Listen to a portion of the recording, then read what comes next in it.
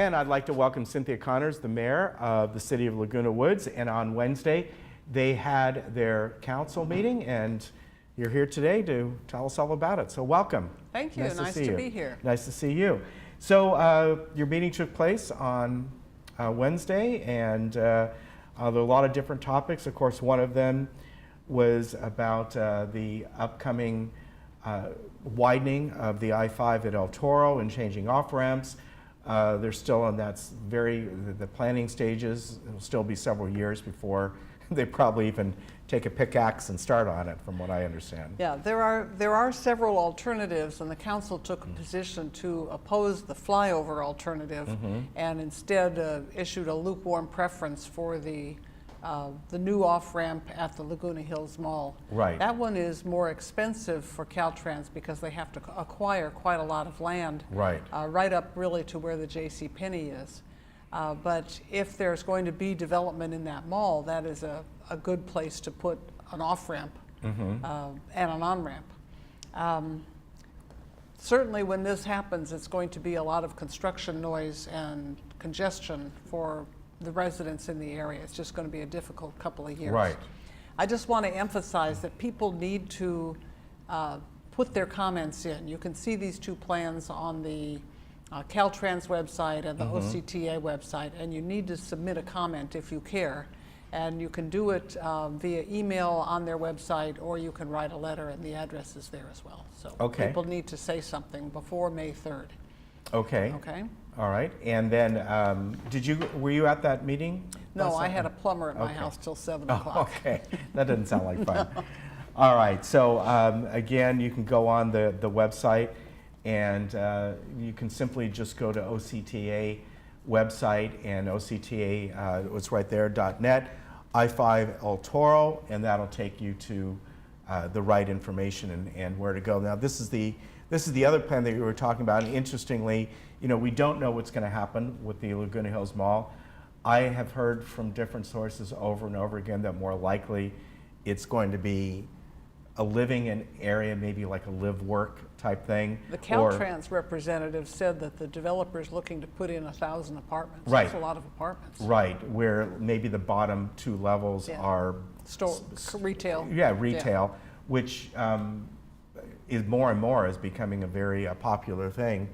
And so who knows what's going to happen there, but we'll see. Okay. Yeah. We did a number of other things. This is Earth Day is coming up, and along with that, on the 27th, we have the Woods Goods Exchange, which is always one of my favorite events of the year. Everybody, it's a swap meet in the true original sense of the word. Right, it is, yeah. Everybody brings in things that they don't need, and then other people come by and they pick up things that they like. Yeah. And it's especially good for people who've just moved here, and they're saying to yourself, why did I bring all this stuff? Yeah. And you can just pack it up. They take kitchen equipment and pans and pots and it is really good. Small office furniture and electronics and clothing and books and records and all sorts of stuff. Whatever's left goes to the Goodwill. Yeah, and it is a true swap meet. It really is, and it runs on Saturday morning from 8:30 to 12 o'clock. And in your parking lot? In our parking lot. Okay, all right. And that at the same time, we will be hosting National Prescription Drug Take-Back Day. The sheriff will be there to take all of the prescriptions you have that you don't need, including narcotics. Okay. And so that's a good way to dispose of it and to keep it out of the wastewater stream and keep it out of the landfills. Yeah, that's a very good thing to do. And as far as a swap, do people just bring their chairs, put out a blanket, put their stuff on a blanket type of thing? No, the city sets up a whole bunch of tables. Oh, so good. We kind of cluster the electronics in one area and the kitchen equipment and the clothing. Oh, very good. It's pretty informal, but it's slightly organized. Okay, very good. And by the way, just to let anybody know, I don't know if anybody might bring, an old computer, an old laptop, or whatever it is. Make sure you clear stuff off of there. Good idea. And that's even when you recycle it somewhere. The computer, wipe the hard drive. Yeah, the Mac Club and the PC Club can help you with that. Yes, that's really important to do. Okay. From time to time in our city, we try to celebrate our diversity and our inclusiveness, and we're always honoring the different populations that live within our city. And in a different twist on that this time, We took time for Holocaust Remembrance Day, and also for to remember the victims of the Armenian genocide. And most of the council members made comments about the need to avoid hate speech and the need to demean others and mark them as others and mark them as less than, and the need for us to see what we can do to increase tolerance and seek to embrace all people. Okay. So we try to maintain that environment here in our city. Also, we did our annual adjustment of building code, building permit fees. For a while, they were not adjusted at all, and then when we finally did, there was some sticker shock. And and for a while, the amount of the fee was based on the cost of the project. But that really isn't a good proxy, because sometimes people are putting in really expensive stuff that doesn't require inspection and so forth. So now we have an annual audit, and they figure out exactly how much time it costs to examine the plans, to issue the permit, to record things with the county, and so forth, and to create a burdened rate for that, and that's how much we charge. By law, we cannot charge any more than the service actually costs us to provide, but because we have a tight budget, we don't want to charge any less either. Okay. Because if you charge too little and part of that work is not paid for by the person who's getting the permit and getting the benefit, then the tax base has to make up the difference. So we raised them only a little bit, between 0.5% and 3%, and that'll go into effect towards the end of June. Okay, and does that mean that the permit cost is pretty much the same regardless of the project cost? Yes. Okay. The permit cost is based on the amount of time it takes us to process the permit, and not based on the cost of the project. All right, very good. Okay.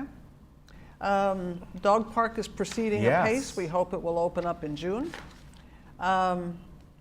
And I see you had to recognize Donate Life Month. We did. So let's It's talk about that. one of my pet projects ever since I first became mayor and became involved with it. There are people dying every day waiting for organs to become available. And there are a lot of people who die without, here and everywhere, who are healthy. I mean, they're not healthy, but they die for one reason or another, who could be organ donors if they ever thought about it. Yeah. And so our job is to encourage people to think about it and decide whether it's right for them. And if it is right for them, then everybody, and I encourage all of our residents to do this, you should put, if you have a driver's license, you should get a pink dot on it, because that's helpful for paramedics and strangers. But also you should talk to your family, and you should talk to your physicians, but especially your family, because at a critical time, when a person is dying or close to death, the family has a lot on their mind.